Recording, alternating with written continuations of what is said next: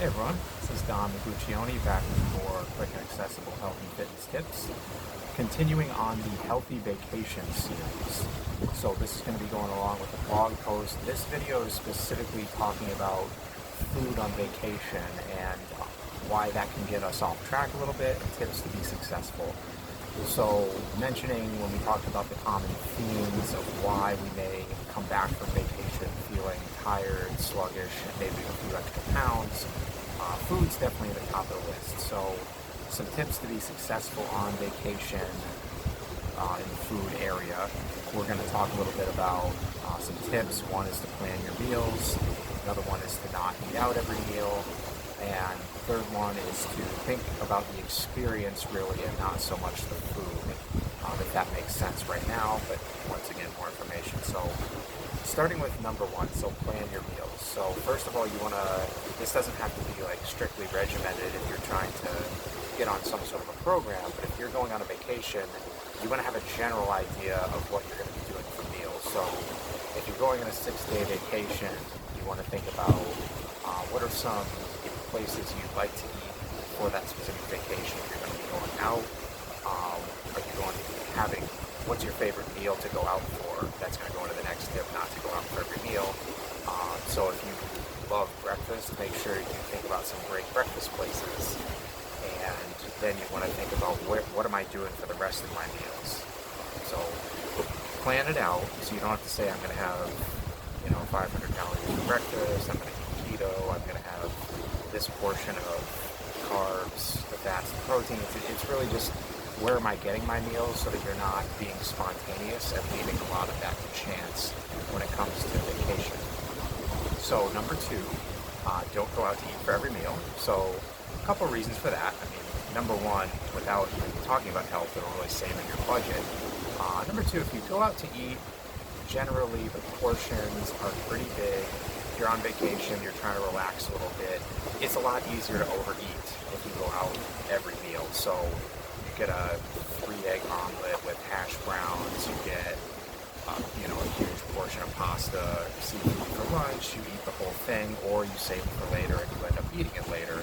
So if you don't go out for every meal, it's a lot easier to stay on plan. Maybe you go out once a day, maybe twice a day. I wouldn't say twice a day every day, but just thinking about like you're on vacation, you want to have that nice enjoyable meal, but you don't want to do it for breakfast, lunch, and dinner. That's a really easy way to get off track and get that sluggish feeling when you're coming back from vacation. So some ideas around that, you could bring some of your own snack foods depending on how far you're traveling. You could find a convenience store or a grocery store and cook yourself a meal a day. A lot of different possibilities, but if you're going out to a restaurant for breakfast, lunch, and dinner 6 days in a row, that's a good way to get yourself on track to coming back feeling a little bit more tired and sluggish. So tip number 3, and this sort of ties everything together, is really think about the experience more so than the food. So what does that mean? I mentioned earlier in the video, if you like breakfast, if that's your thing, if you like seafood, if you like pasta, if you like pizza, if you like something that the area is known for that you're going on vacation, then really plan your going out meal around that. So again, if you love breakfast, make sure you scope out some breakfast places, and that's what you're going to go to. That's what you're going to really enjoy when you have your meal out. If you like seafood, I'm filming this on the Cape right now, scope out some seafood places, and if it's lunch or if it's dinner, get yourself some really good seafood. And really think about the experience. Like if you find a restaurant you really like the ambiance of, if it's like obviously you want really good quality food, but ambiance, if you find a restaurant that's got a view like this, that's a really nice experience. Going out with your family, going out with your friends, but you want it to be built around quality food, but also the experience. For example, if you're out on vacation and you're just, we gotta go for dinner, we gotta do something for dinner, and you end up going out for pizza.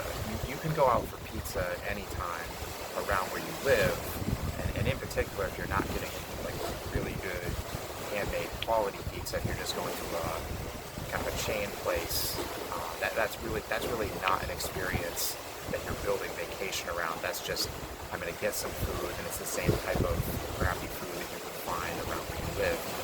Same thing with if you're getting something like burger or fries, like find a place that's really known for like really good quality meats, make, handmade burgers, never frozen, cut their own fries, that type of experience. If you just are on vacation and you go out and you get some of the same junky fried food that you can get around where you live, that's not really making it about the experience. It's just saying, I'm on vacation, I don't feel like cooking, I'm just going to go get something quick and easy. Pasta, same kind of thing. If you really like pasta, find a really good quality restaurant that makes their own pasta, makes their stuff from scratch. You can find those places when you go on vacation. Same thing with seafood. I could go on and on, but you really want to say, like, I enjoy this. I want something really good quality that I can't get around where I live, and that way you're going to really create some great memories.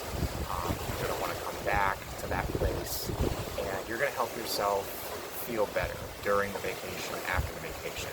So those are some quick tips around food. Hope that was helpful, and we'll see you next time.